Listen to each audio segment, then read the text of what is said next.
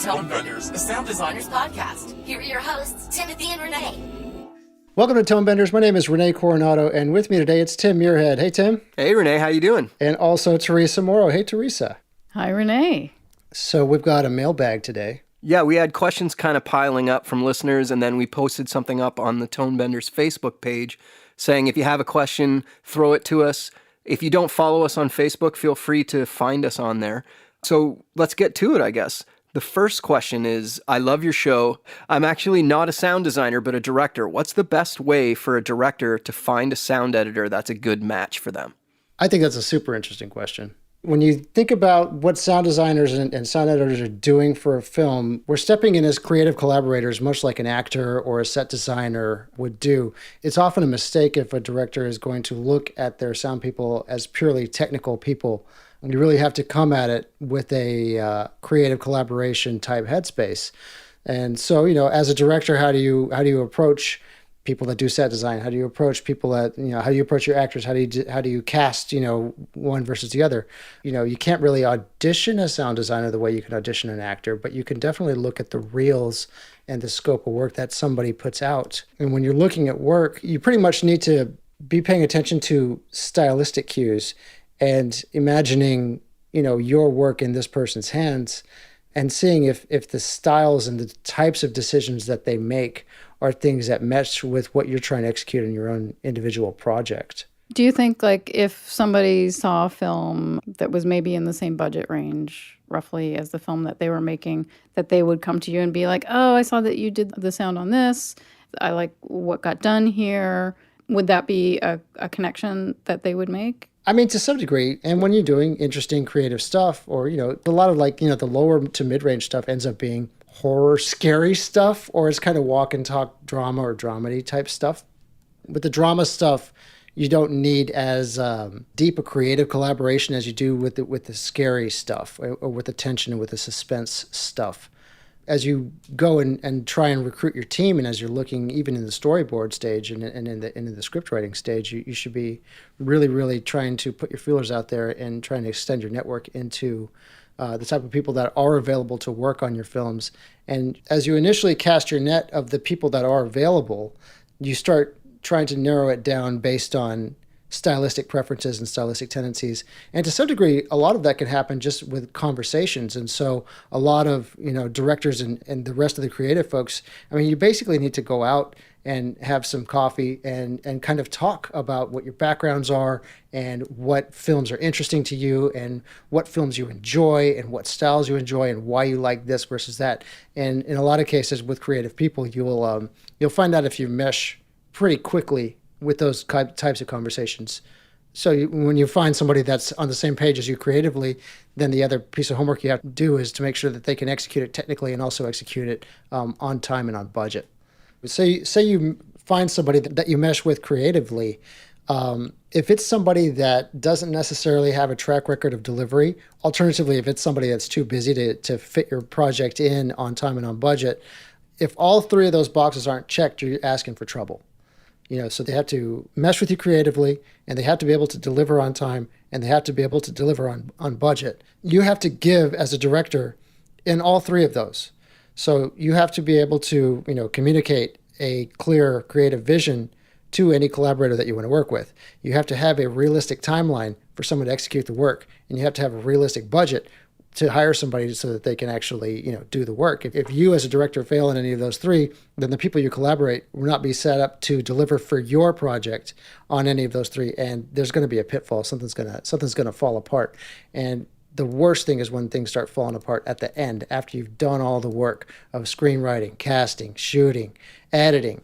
And you get to the very end, you got to get it across the finish line. And that's not where you want to be cutting corners. Yeah, which I just want to underline that the directors that I respect, that I work with, have not a nitty-gritty understanding, but have a pretty good overview of what the audio post-production process is. Because if you don't get that, some ball is going to get dropped at some point. So I always think it's really incumbent on directors and producers, too, to really understand the technical process so that you can make realistic requests of the team that you're working with. Another thing that we can talk about maybe is the idea, you were saying go out for coffee with the sound editors or sound supervisor, but the way the world's working now, like we just had Peter Albrechtsen on, and he's doing all these films when he's in Denmark and the people that he's collaborating with are in LA or New York. The world is kind of opened up. You don't have to go to the studio that's in your town. Like if you're in LA, there are a million options. But if you're trying to make a film in St. Louis, you don't have to go to the one of only few studios in St. Louis. You can try and reach out to someone like Peter who's got a reputation, but they're on another continent maybe even. But you can kind of broaden your search more than just the people who happen to be around the corner from you, which is the way it has been in the past. I know I've gotten projects before simply because I'm physically close to the person that directed the film. And I think that paradigm is changing massively. And another thing that I just want to mention is from the other side of the equation, how to mesh with a director if you're the sound editor, sound designer, sound supervisor. That is a tricky thing too. Like the ideal situation is you walk in the room, you guys both have the same joke and you laugh and you just click right away. But I've worked on projects where I walked in the room and the director was just angry and yelling all the time. And it wasn't necessarily at me. He's just, that was their way of communicating.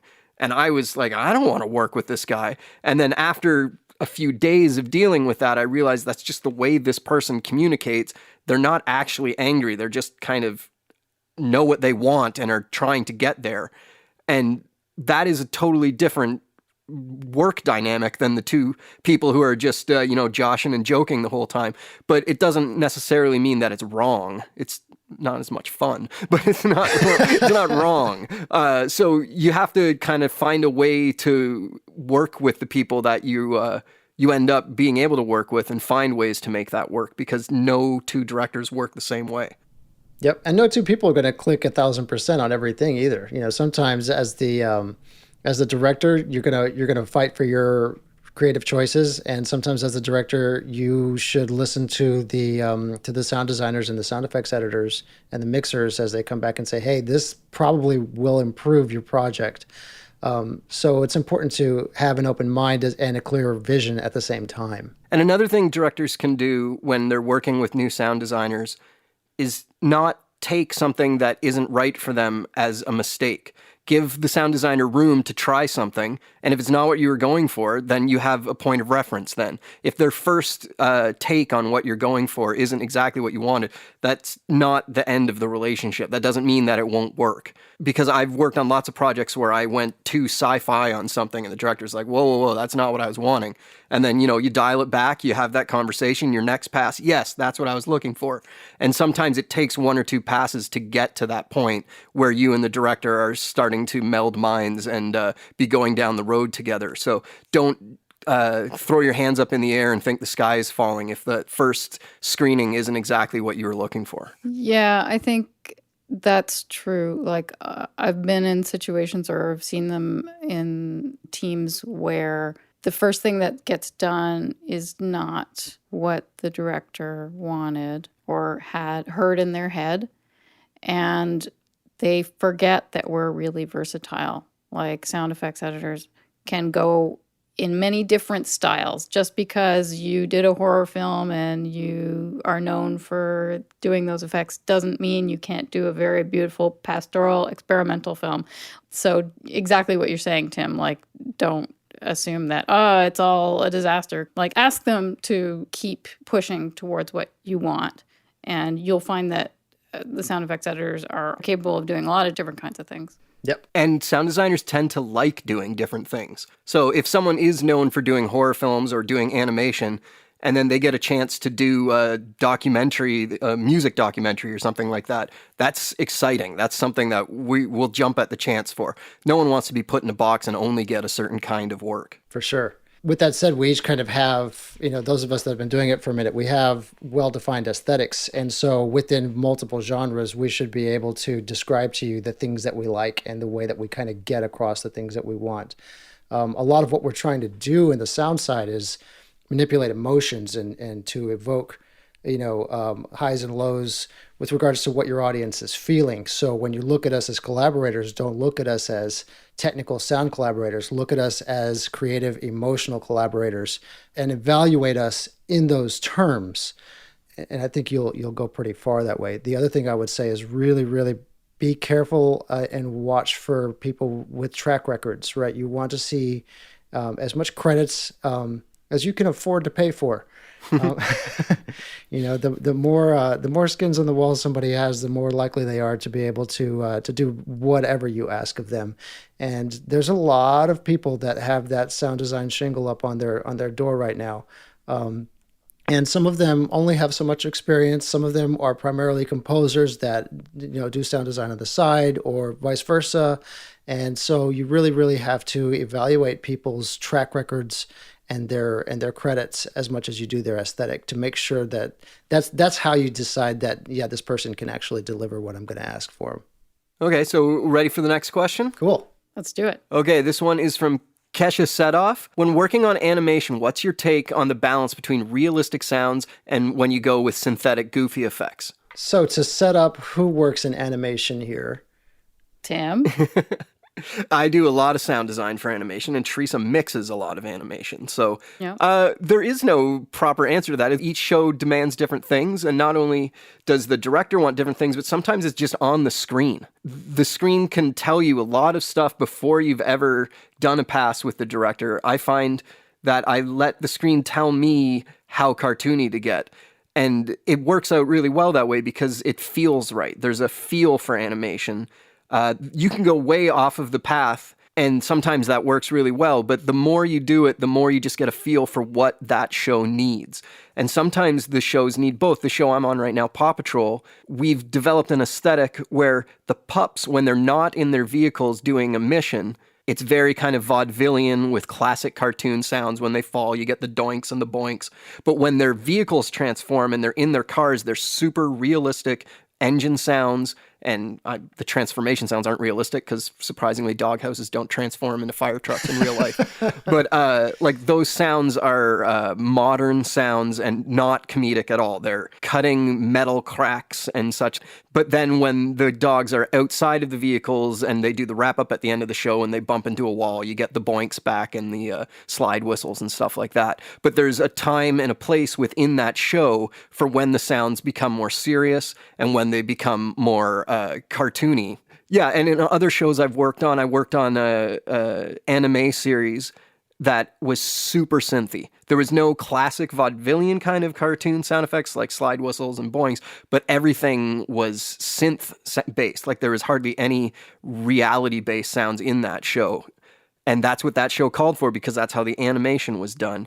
And then I've worked on other shows about fairies where it was super Foley-based. The sound of the wings were Foley flips, and everything sounded exactly like what a real fairy would sound like if real fairies existed. So yeah, it depends on what the show is. Every show kind of calls for its own world. That's what I always say. Yeah. And when a show starts, you're going to get a lot of different input, often conflicting direction around that. We were talking about this before we started recording today. I'm working on a pilot right now. And so the sound supervisor is saying, not too cartoony. And then the director sends an email and he says, well, a little cartoony. And then like there's a conversation back and forth. And then so I go to the sound effects editor and I say, give me everything. Because we don't know yet. We're going to work it out. And it's not until we're all sitting in the suite and we're listening to this and we're listening to that, that they're going to be able to actually see it against picture and actually have a conversation about these things, which they may not have at this point yet even really seriously conceptualized what the sound of the show is yet. They've talked a lot about the color palettes. They've talked a lot about the animation style, but they may not have had a conversation about the stylistic approach of the sound effects. And it's not until we're all sitting in the room mixing the pilot that there are actually like hard and fast opinions about this. And then as the show develops, then it becomes a Bible. Then it's like you never put a sound for this on this shot, or you always use a sound like this in this shot. But this is a language that develops as the show comes together. I find anyways, like there's often not a predetermined set of answers for that. So I ask sound effects editors to lay it up for me. For the first couple episodes, Yeah. Something that I really like doing when I get a new series or a new animated project, I find that the kinds of whooshes that you use in the show really explain a lot of the rest of the show. So to elaborate on that, like if there's synthy whooshes, lasery whooshes, those tend to differentiate the world from airy whooshes and whip whooshes. So if the show needs whip whooshes, that means that it's going to be more a realistic sound effects, where the synth whooshes, I find that to go through and do a whoosh pass can really help me define the world that show takes place in, which I'd never would have thought of before I started doing this for a living, that whooshes could be that important to helping define the kind of sonic language of the show. I think that makes total sense, though. One thing I've seen on Twitter is the idea that animation is not a style, it's a medium, right? Because you can kind of do whatever in animation. You can do kids shows, you can do adult stuff, you can do realistic, you can do, you can do hyper surrealistic or whatever. And when it comes to the primary difference between photography and animation is that you got to draw everything. And so when you're talking about the whooshes, the visual style of how far something blurs when they draw it out in animation, it makes sense that would dictate a lot of the audio style too, and that how those two things have to play together, and how fungible they are from a creative perspective on the very, very front end, and how it exactly what you're talking about, how it ties to how closely you want to tie to reality versus hyper reality, surreality, fantasy or whatever. And also going back to what you said about using the screen to dictate, or to at least to inform what you're doing. I think doing a whoosh pass makes a ton of sense, just to specifically find that place in the world, that place on the dial of where you're calibrating the whole aesthetic. And we haven't even talked about ambiences and how important the ambience pass is to animation, because that sticks everything to the screen, and you can get super mundane or super detailed in the ambiences. See, the problem with ambiences with animation is a lot of time the details aren't animated. There's just a tree in the background.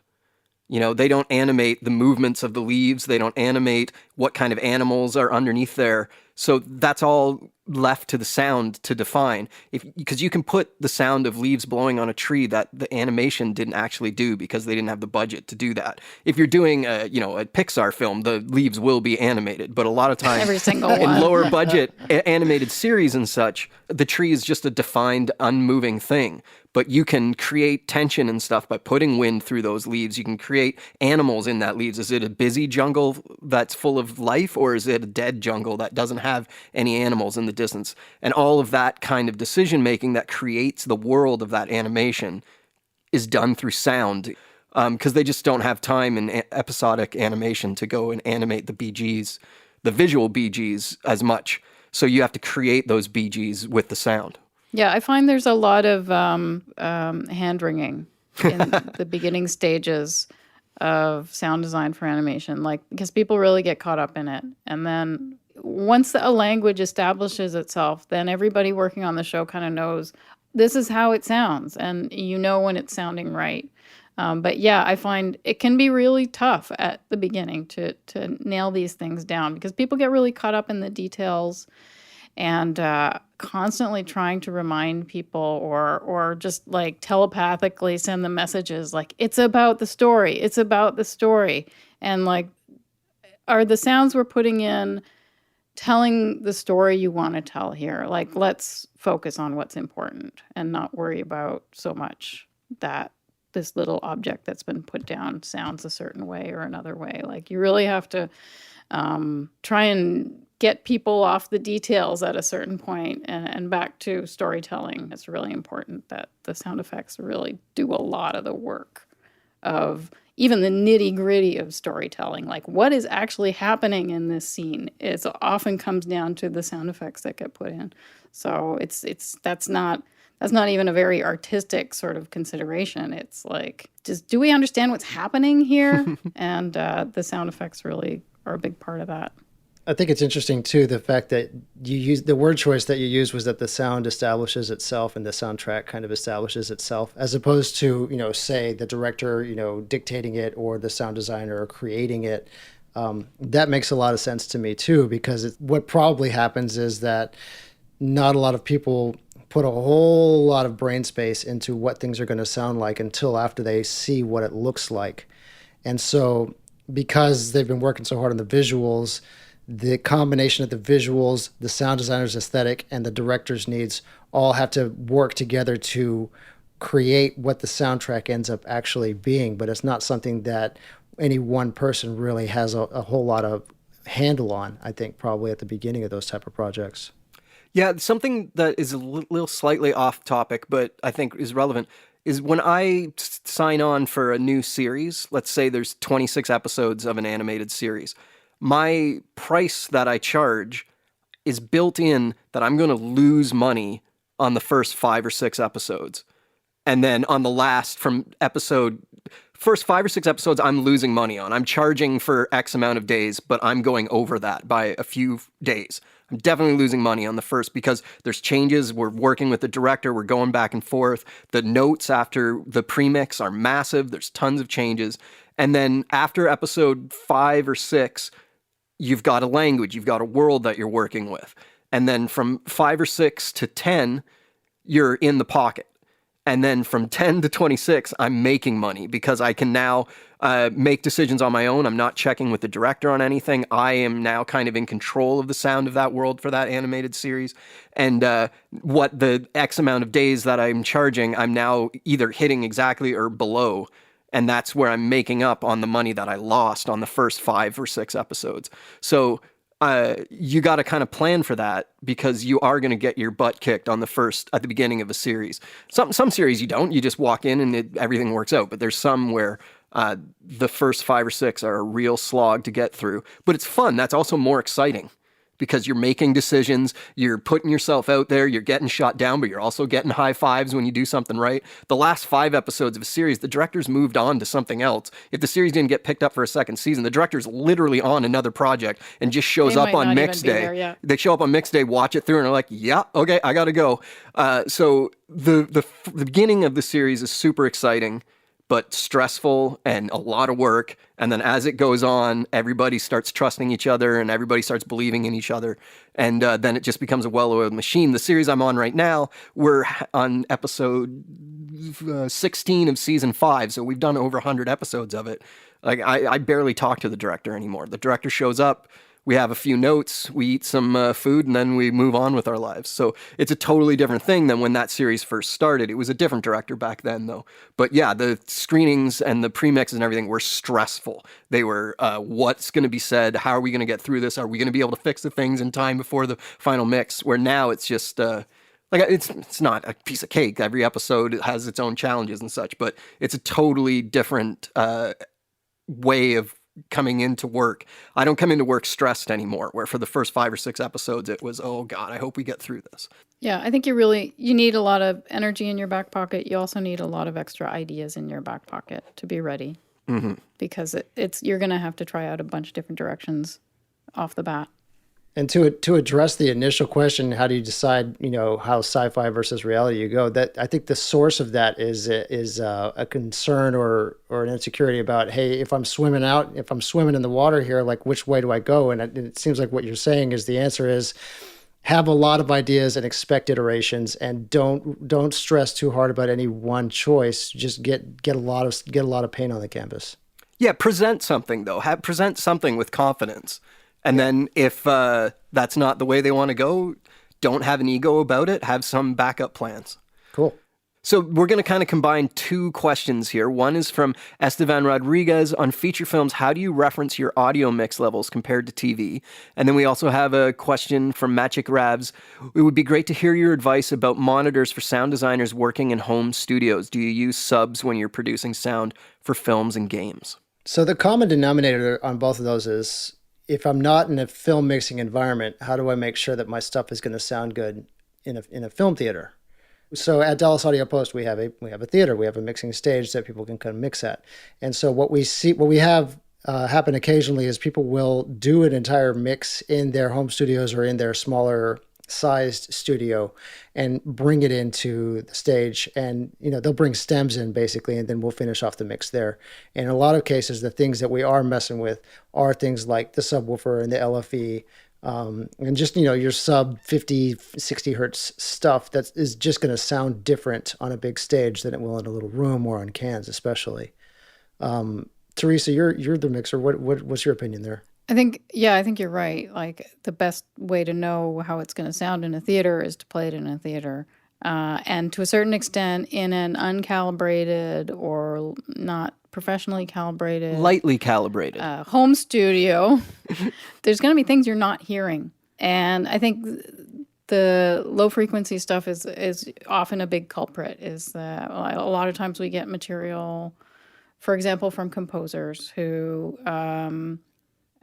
we play their tracks in our room, and it's so bass heavy and that we are immediately rolling out in ways that alarm the composers because they're like, well, I didn't think it was that bass heavy. And we're like, yeah, it's not going to work.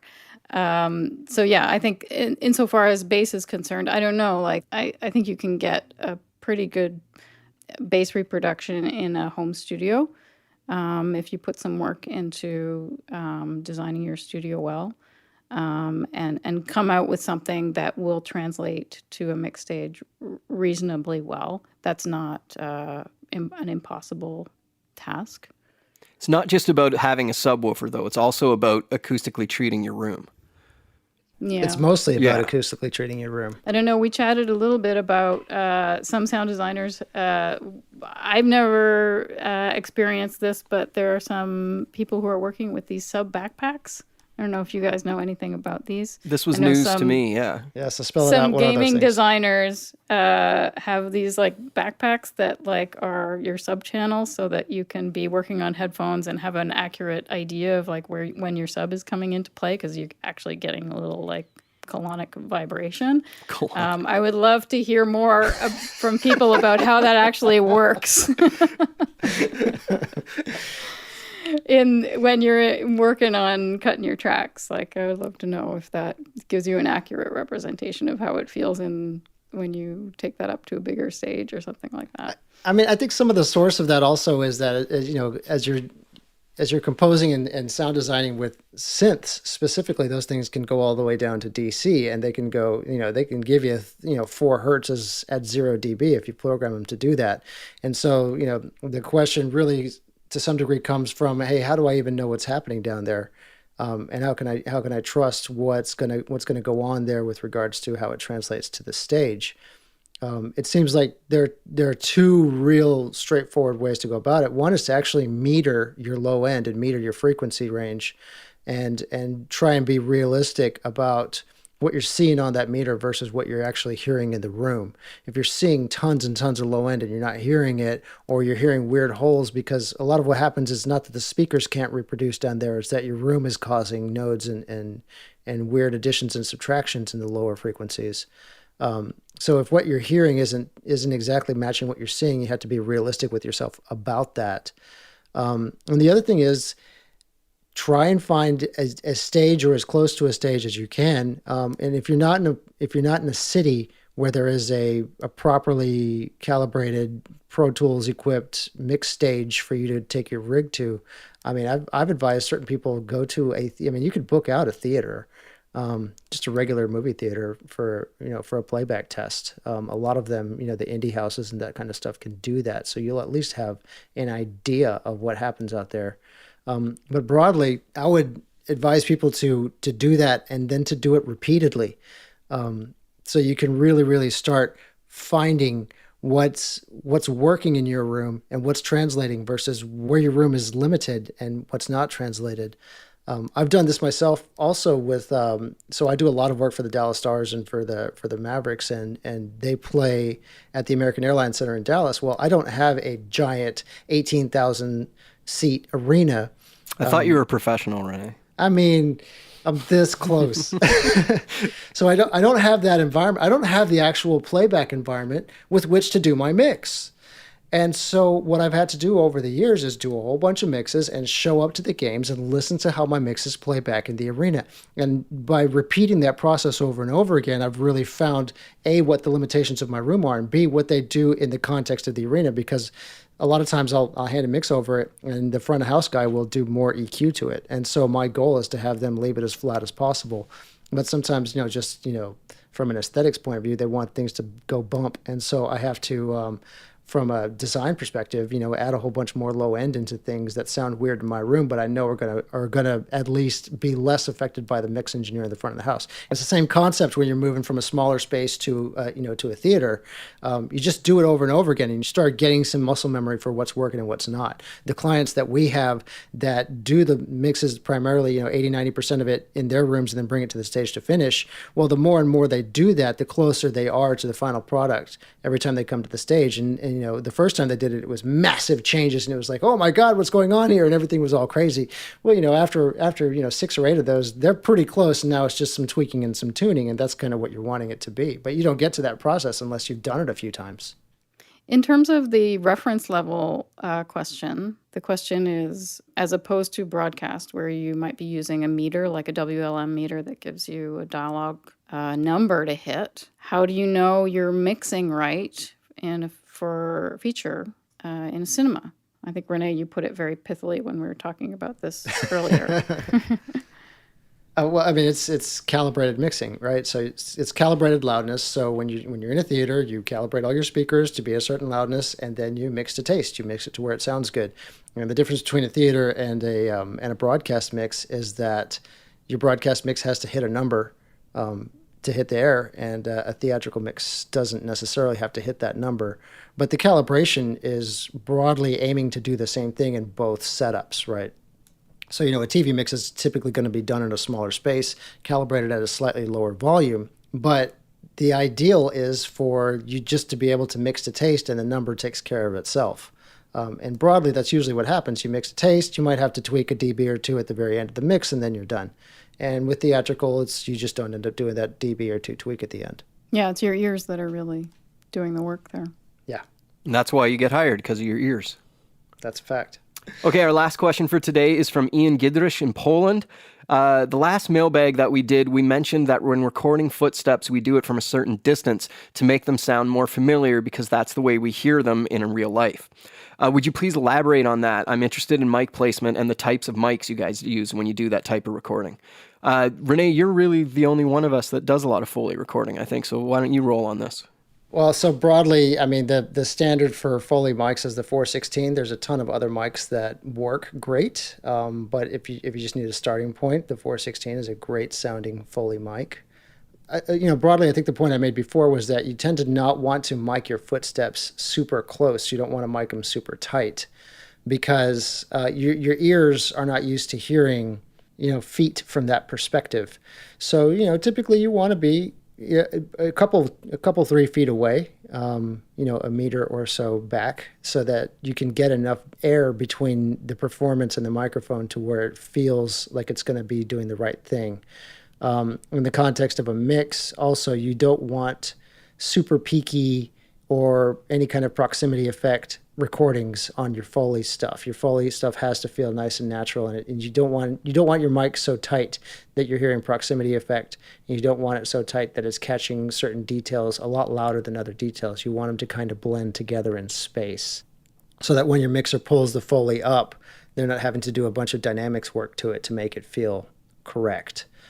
A lot of that is just, place that mic as far back as you can stand it, and sometimes a little farther back than you think is what's right. A lot of people, when they're not used to Foley, really stress out about signal to noise ratio on Foley.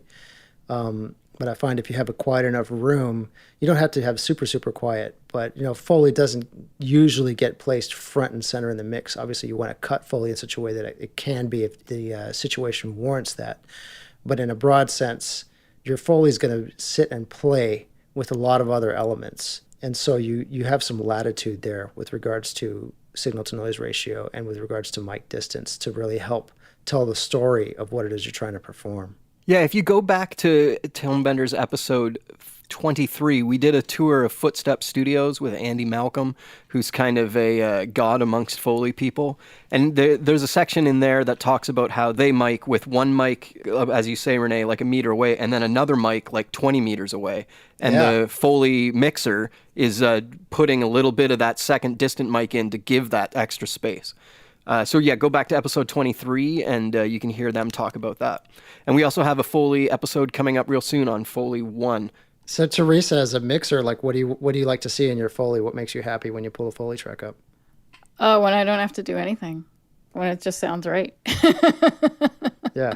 I don't know. Like, I wonder if that idea about signal to noise is like a leftover idea from years gone by when we couldn't get quiet enough, basically. Yeah. Maybe they were miking Foley real tight because that's the way you could get clear sounds without a lot of noise. I don't know. Man, I don't think they were. I think even if you look back at like old 50s, like, TV shows where they had the crew on stage singing the musicals and stuff, they had one mic and it was 20 feet away.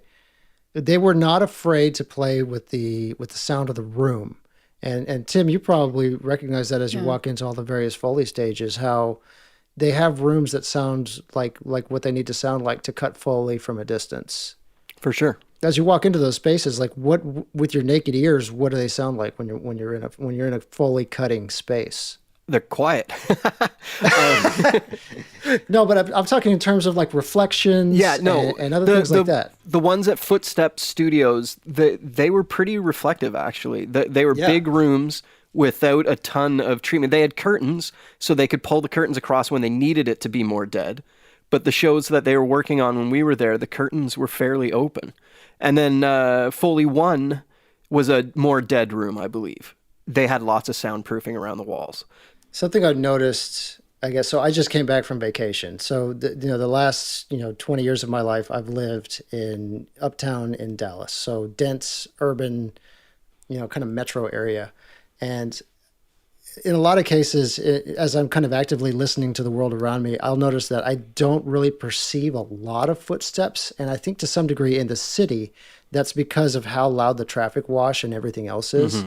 Mm-hmm. Footsteps in dense urban environments just don't carry very far. But man, I just came back from the Ozarks where there's, a lake and a forest. And I was shocked at how far everything carries. I was hearing intimate conversations that people were having just hundreds and hundreds of yards away because there was no other overriding noise, and there was no physical obstruction in my path. And when the world opens up, it's amazing how far things carry. And when we're talking about the technical aspect of recording footsteps, I think that's another reason why a certain amount of distance really, really does work in the context of a mix, is because when you're in environments where sound does carry, you're used to hearing it that way. I mean, and even in the context of a shot, a typical, two shot, or you get a shot of somebody walking, those people, visually look like they're, a couple meters away from you. And so it would be weird to hear the footsteps recorded too closely in that setup. That was a long way for me to get to that point, but I was shocked at how far sound really does carry, because I've spent too much time in too noisy of an environment, I guess, and I was really blown away by how far it all goes. You got to wait till you add snow to the equation, Renee. I know, you guys up there in Canada. Sound travels like crazy when there's a blanket of snow everywhere. Okay, well, let's wrap her up then. Cool. Awesome. Thanks to everyone who listens and participates in the show. Thanks to everyone who sent us in questions. It's always fun to answer questions on the show. I really love that. You can follow the show at the Tonebenders. You can go to tonebenderspodcast.com to leave a comment, and you can support the podcast by shopping at tonebenderspodcast.com/Amazon or tonebenderspodcast.com/PH. Thanks, everybody.